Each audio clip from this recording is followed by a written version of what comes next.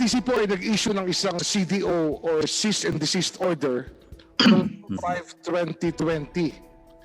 Yes, sir. Nagulat ako ang ABS-CBN dito. Sila ba'y sumunod sa cease and desist order ng NTC? Yeah, Your Honor, nung pong May 5, 2020, pagka-issue po namin ng cease and desist order ng hapon, ng araw na yon ay nung pong gabi ay ano po sila, sinunod po nila ang cease and desist order issued by the NTC at sila po ay nagsarado po ng pag-ere, ang ABS-CBN po. Ang sinasabi niyo ho, yung analog operation po ng ABS-CBN ay tinigil. Inakoda si CTO. Yun pong analog at saka po yung mga digital dito po sa Manila at saka po sa ibang lugar. Sandali po, no? May 5, ang tumigil lang, yung sa Quezon City, yung digital, yung sa set-top box, yung tinatawag na TV Plus ng mamamayang Pilipino, ito po'y umandar hanggang isang araw. Yes. Ano ho? Yes, sir. Yung Yes, sir. dito, kung Yun bakit hindi po ba't tumuloy ho ang operasyon ng TV Plus? Opo, nag-issue po kami ng instruction sa aming mga regional offices para po ma-monitor at mag-report ng compliance. Yun pong National Capital Region na regional office namin reported po na meron pong mga programs pa na nakikita dun sa TV Plus ng ABS-CBN po. In other words, Mr. Commissioner, ang ABS-CBN ay nagpatuloy ng broadcast except for the analog, tinuloy po nila yung TV Plus from May 5 mula ng CDO hanggang July 1. Tama ba ho yun, Mr. Commissioner? Opo, hanggang po nag-issue kami nung cease and desist order. Actually, Your Honor, noon po kasing nagsalita po si President Carlo Katikbak of ABS-CBN ay binanggit po niya na meron block time agreement ang ABS-CBN sa Amcara Broadcasting. Yun po kasi ang ginagamit nila sa Channel 43 for Metro Manila. Yun po ang kanyang sinabi kung bakit umi-ere pa po sila. Noong June 29, ang sinabi nila, meron silang block time agreement na. Kinonfirm po ito ng ABS-CBN dito sa committee at binigyan po kami ng kopya ng block time. Ito ba ho ay pinaalam po sa NTC? Trabaho niyo ba ho na tingnan ng block time agreements? Hindi po, Your Honor. Ang mga block time agreements, as I think binanggit po ni President or Chairman Nick Dow ng KBP, ay sila po ang nagre-regulate dito through self-regulation. Hindi po namin, wala po kaming kinalaman sa content or sa ganyan pong arrangement between the broadcasters. Ito po ay dahil sa Supreme Court decision ng Chavez versus Gonzales. Tama ho yan? Opo, because ang jurisdiction po ng NTC ay doon lamang po sa technical, sa transmission, pero hindi po sa content. Hindi po sa content. Di ba meron na ho mga block time na illegal na lumabas sa bansang ito, Mr. Commissioner? May mga block time na ho na illegal. O kaya hindi ho, bale nag-withdraw po o cancel ang arrangement dahil meron pong notification na meron pong problema ang block time. Nangyari na ba ho ito? I think, Your Honor, noon pong 2008, ang nagkaroon po ng kaso, yung pong GMA at saka ABC5, dahil po may Malaysian company na para pong nagba-block time doon. So, I think sinabi po ng Supreme Court na hindi po pwede yun ganon, Your Honors. Hindi ko lang po alam masyado ang detalye. Para kung vina-violate yung constitutional prohibition na may tayo sa mass media. I think so, Your Honor. Opo, parang ganun po. Opo.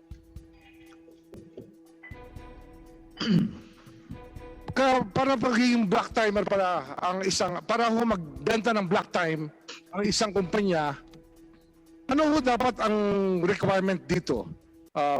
May sariling equipment dapat yan, di ba ho? Tama ba ho yun?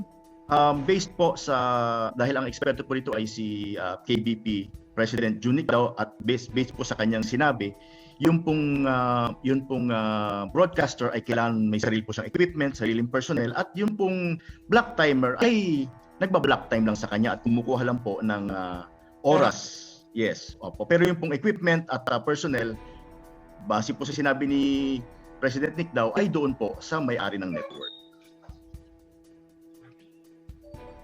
Meron ba ho kayong record ng mga gamit ng meron ba hong report sa inyo about the equipment of Amcara Broadcasting? Kasi sila, black time, meron ba ho kayong record ng equipment nila? Actually po, Your Honors, nung sinabi po kasing nagba-block time sila, ay medyo napaisip po kami dahil ang alam po namin ay ang mga gamit po ng Amcara ay wala po silang permit sa amin or gamit for digital television. Ang meron po silang mga permit sa amin ay yung po mga luma pa po, Your Honors. Analog pa ho yung kanilang equipment na nakalista sa talaan ng National Telecommunications Commission. Yes, Your Honors. Meron po akong mga kopya dito. I can submit it to the committee. Ang dates po nito is 1998, 1997. So medyo matagal na po siya. Analog po ito. Pwede ko po bang... Purchases nila, equipment po nila 1998 pa ho? Opo, ito po, I'll give you an example. Yun pong kanilang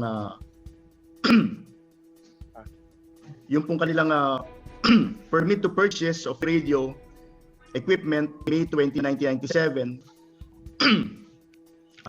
Tapos yun naman pong radio construction permit ay July 29, 1998 po ito. Tapos yun pong analog pa po rito. Yung pong radio construction permit ay July 29, 1998.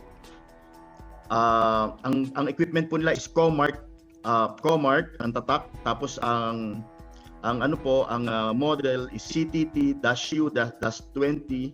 CX1C. At ito po July 29, 1998, Mareco Broadcasting Network.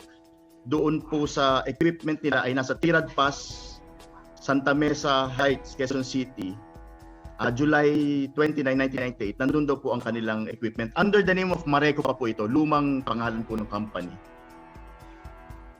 Ito po yung lumang kumpanya ng, tama ho yan, may dating kumpanya po na bago ho naging Amcara, Mareco ang pangalan ng kumpanyang yon. Opo, tama po. Meron ba hong authority o provisional authority ang Amcara na mag-operate ng digital television? Meron po sila na authority na mag-operate ng digital television dito po sa mga lugar na ito. Sandali lang po, meron po akong lista.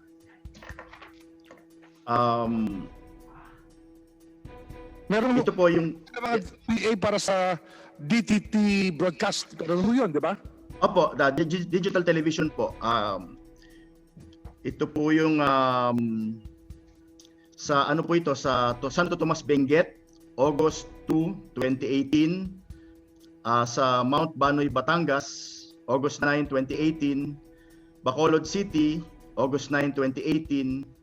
Matinas Shrine, Davao, August 9, 2018. Tapos meron po sila sa Metro Manila. Ito po yun, i-explain ko po mamaya. July 12, 2019, meron po sila sa Metro Manila, Cavite, Laguna, Rizal, Bulacan. So, noon pong binanggit, tineka po ito sa committee, nagtataka po kami kung paano makaka-ere po ang Amcara. Wala naman po silang equipment, wala po silang permit. So noon pong nag-serve ng cease and desist order ang amin pong mga engineers, ay pinatest na rin po namin, pina-check po namin kung saan po nanggagaling ang signal noon pong Channel 43. So, ito po, may report po ang aming engineers. We can also submit it to the committee. This is dated, this is dated June 30. Basahin ko po kung okay lang po ba. Please read it for the record. Opo, ito po galing para sa head ng aming NTC director ng NCR. Sinubmit po ng 3 engineers namin sa kanya. This monitoring report is being submitted in compliance with Mission Order Number NCR 104-20 dated June 30, 2020 to monitor and locate the signal source of Channel 43. Ano po yan? 647.143 MHz assigned to Amcara Broadcasting Network.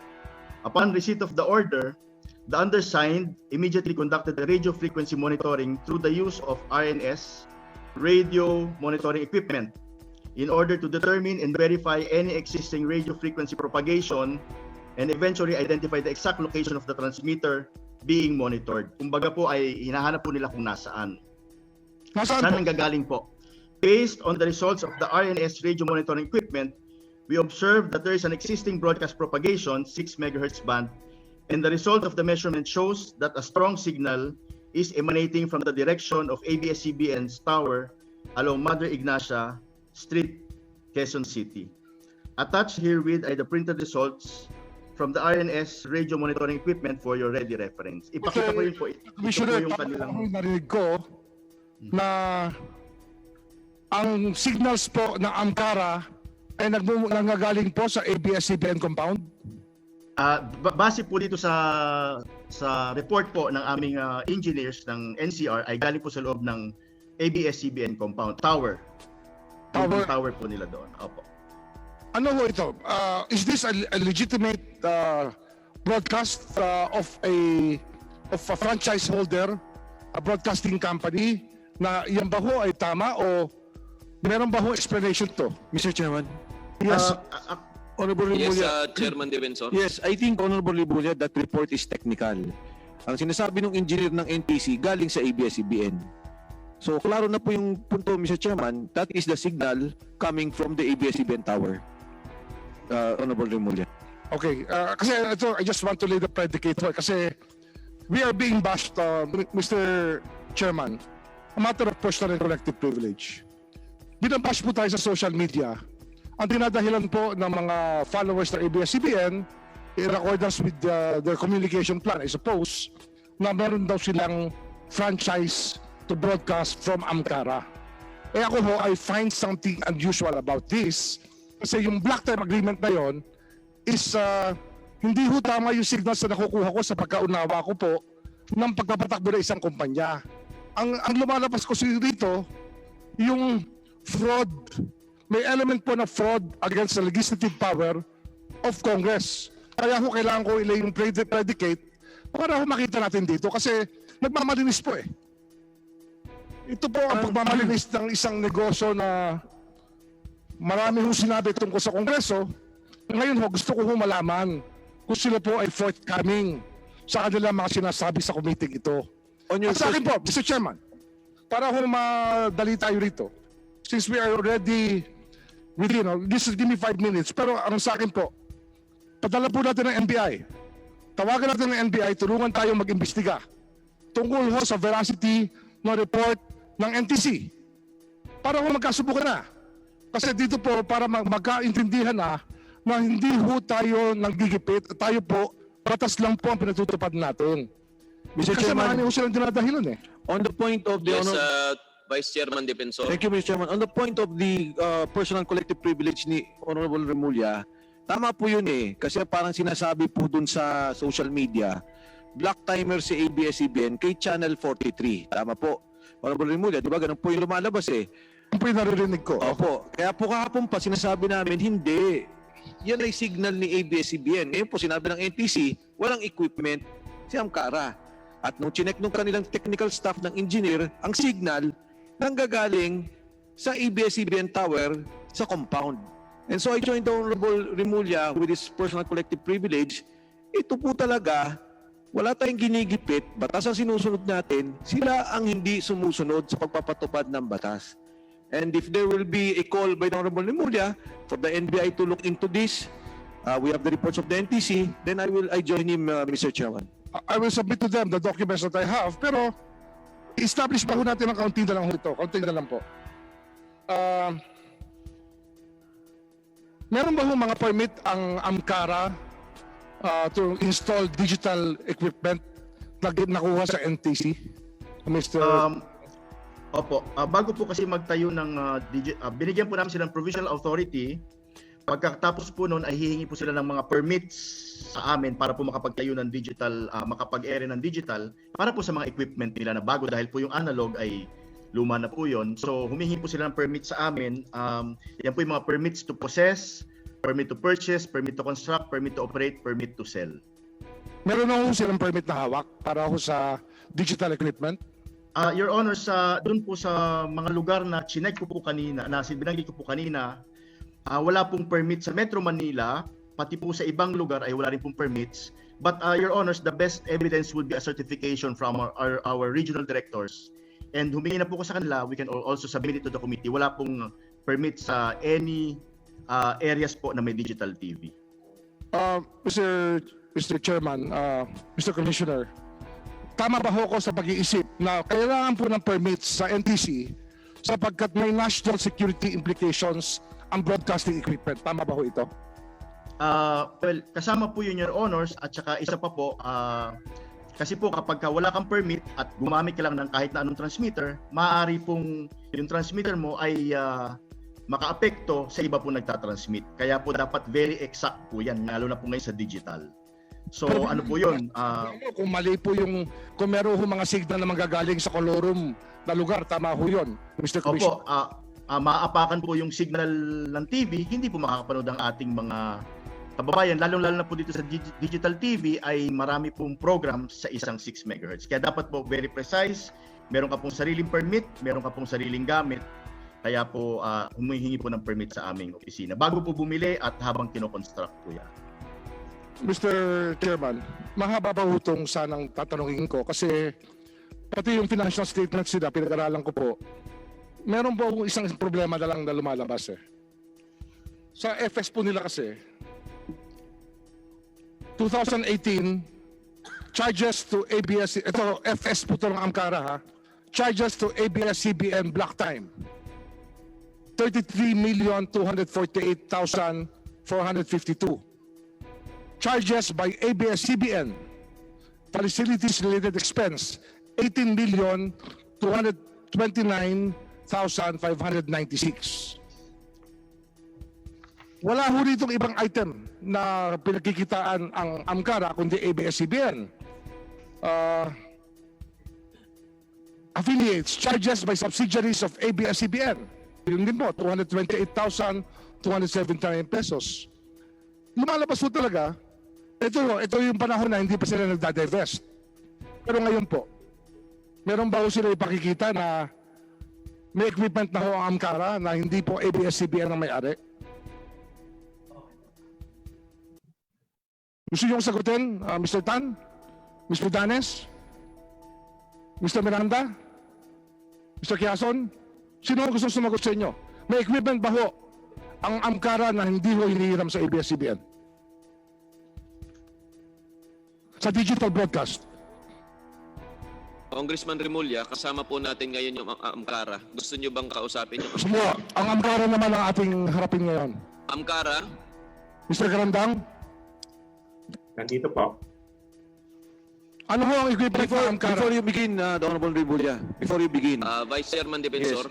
Mr. Karandang, medyo doon po sa binanggit ni Honorable Remulla kanina na wala po kayong equipment at yung signal nang gagaling po sa ABS-CBN, yan po, winawarningan ko na po kayo na may problema po tayo dyan.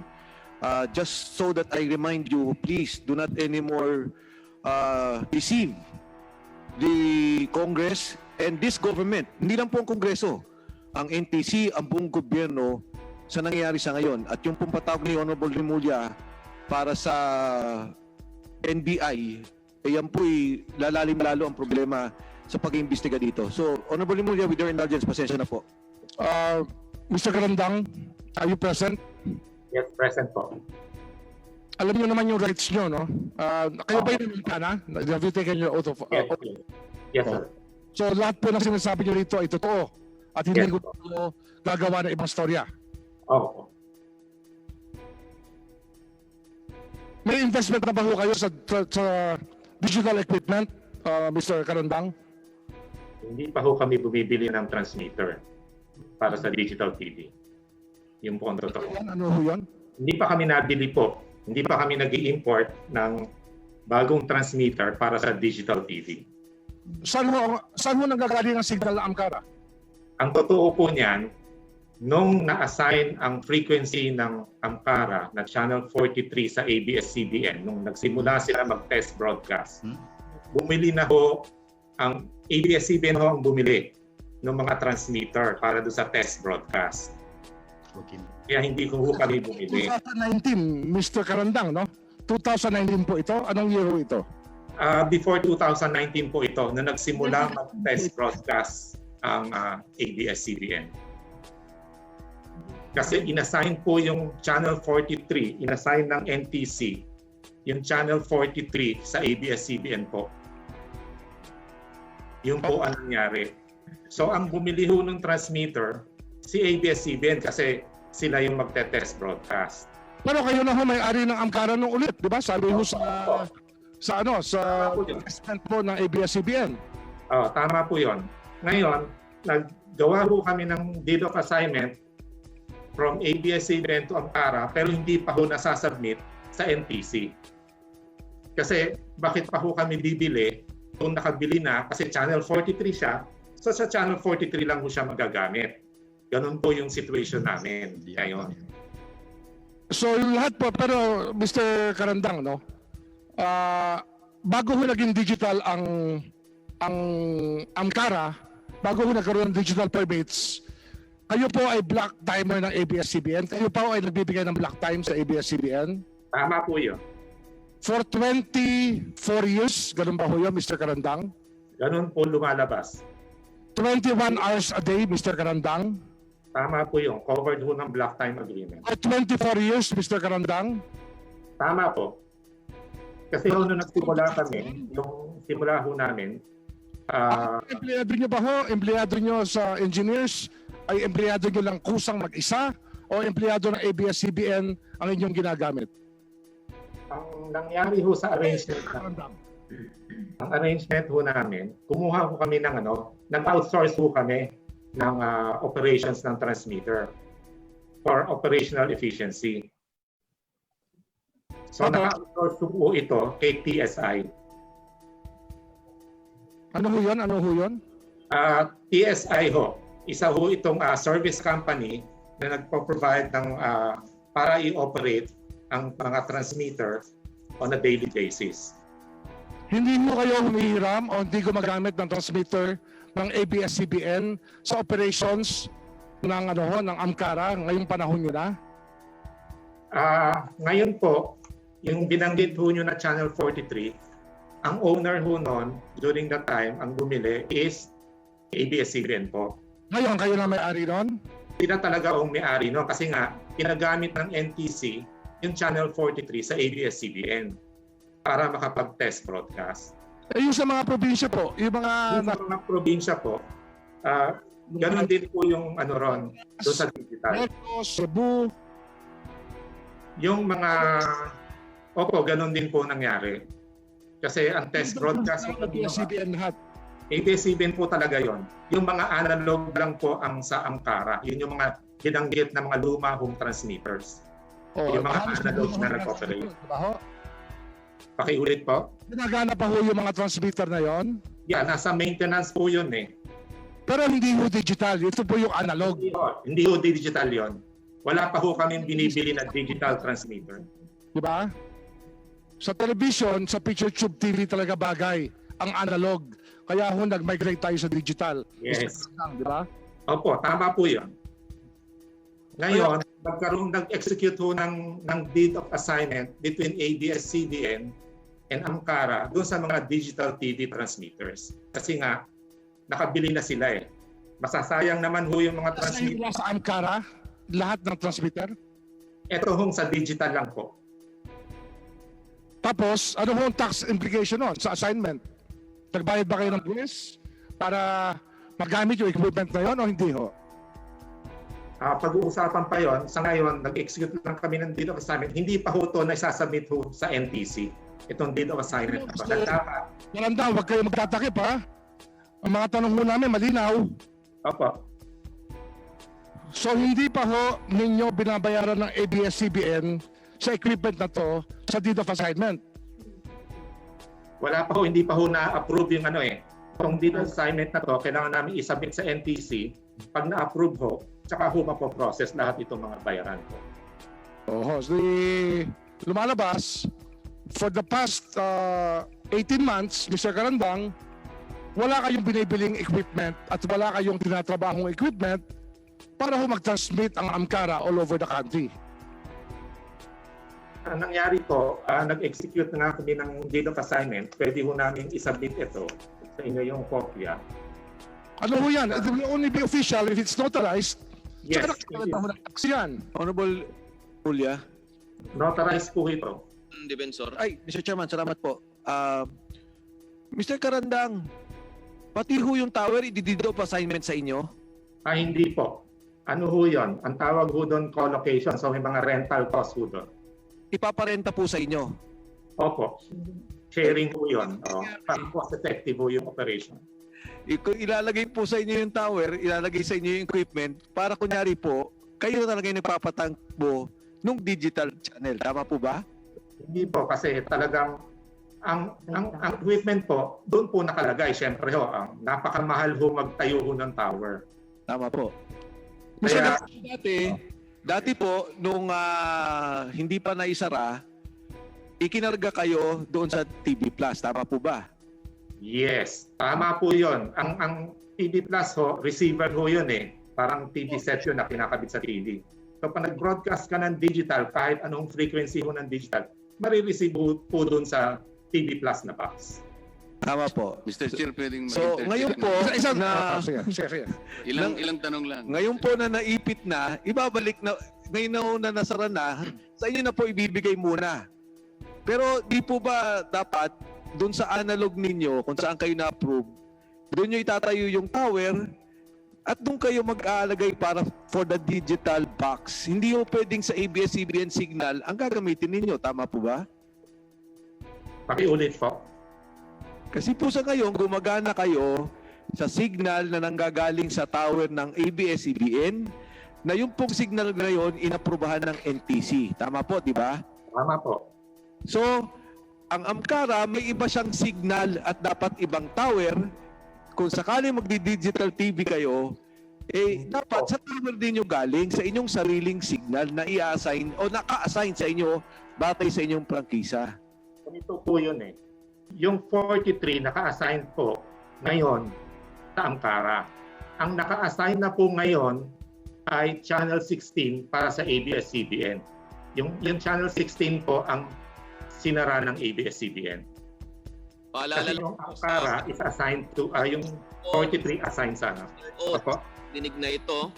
Kung maaari po ay yung pawang katotohanan lamang po ang sabihin ninyo sa joint committee na ito sapagkat patong-patong po ang inyong magiging kaso pagkatapos po ng hearing na ito kung mapapatunayan na kayo ay hindi nagsasabi ng pawang katotohanan. Opo. Mr. Karandang, huli na lang po. Ito pong binabanggit niyong lahat na pag-ayos, paglipat sa inyo. Pinag-usapan niyo po yan ng ABS-CBN. Tama po ba? Opo. Opo. Thank you po. Ito na lang ho, no? Ang deal of assignment po, magkano ho consideration, Mr. Karandang? Magkano binayad nyo para i-assign sa inyo ng ABS-CBN ang lahat? 84,196,083 pesos po. Magkano ho, magkano? 84 million po. Ang binayad nyo? Ang ibabayad po once ma-approve itong Executed ang contract, wala pang consideration. pakiulit po. Hindi pa ho executed ang contract kasi wala pang consideration. In consideration na inaantay lang po namin pag na-submit ho natin to at na-approve ho ng NTC, magbabayad ho kami. Pero pag hindi po na-approve, Isang tanong pa ho, opo. dilipat po yung shares na 49% ng ABS-CBN sa inyo. Tama ho, Mr. Karandang? Tama po. Ang 51% sino ho may-ari? Original po ang Karandang family po. Ngayon, Naka-estate po sa akin yung shares po ng father ko. Kasi namatay na po yung father ko. naka-estate po sa iyo. Oo. Ang tanong po rito, magkano binayad nyo para makuha nyo yung 49%? Ang alam ko ho, 40 million. Hahanapin po namin ng paper trail ng pera niyan. Ha? Opo. O sige ha, 40 million. Binayaran nyo ng cash, check, paano nyo binayaran? Dividends po. Ha? Dividends. Dividends? Paano mo binayaran ng Amcara ang ABS-CBN? Magkano mo binayad nyo? 40 million? Cash po ito? Paano yung binayad? Cash po o cheque? O money transfer? Ano yung ginamit nyo? Tsaka ano yung date ng transfer? Nagkaroon po yun ng deed of assignment ng dividends po. Hindi Nag-deal po of assignment kabisado ito eh. Hindi po kasama yung dividenda. Anong dividends po ito? Anong dividends sinasabi nyo? Your Honor. Meron mo kayong shares of stock, tapos ina-assign nyo po yung dividends nyo sa ABS-CBN. Paano po ito? Opo, ganun po. Pero hindi ko po kabisado ito eh. Hindi ko kasama yung abogado namin eh. Para ipaliwanag po ito. Sino mong abogado ang gumagawa niyan? Your Honor, can I request Attorney Maxim po? Sino ang abogado ang gumagawa niyan? Hindi ko po kilala eh. Baka Hindi nyo kilala yung abogado.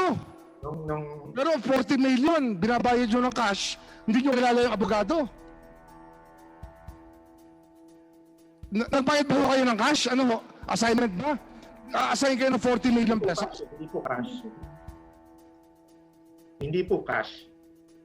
Ano nga? Paano nga naging 40 million? Ayun ho yung pinagyabang sa amin ng ABS-CBN noong isang araw eh. Binayaran nyo raw sila ng 40 million eh. Yeah. Based on dividends po yun. Ano nga dividend yun? Ipaliwanag nyo sa amin.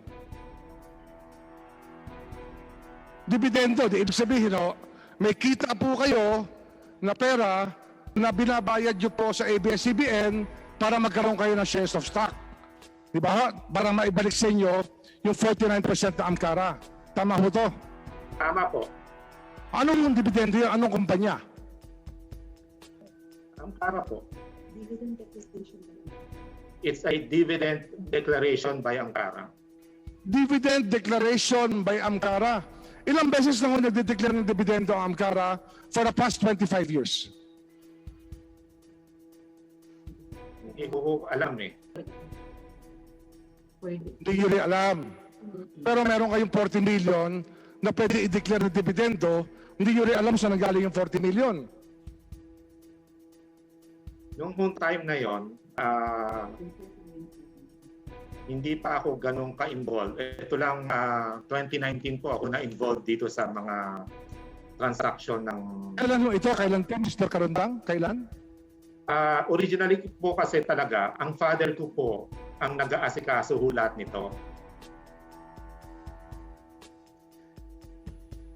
Tapos Vice kailan Chairman mo kayo Remulla. nag-take over dito? Vice Chairman Remulla, Mr. Chairman. muli po pinapalalahanan natin ang Amcara na kayo po ay humarap sa pagdinig na ito upang ilahad po ang inyong nalalaman, ang inyong tunay na nalalaman.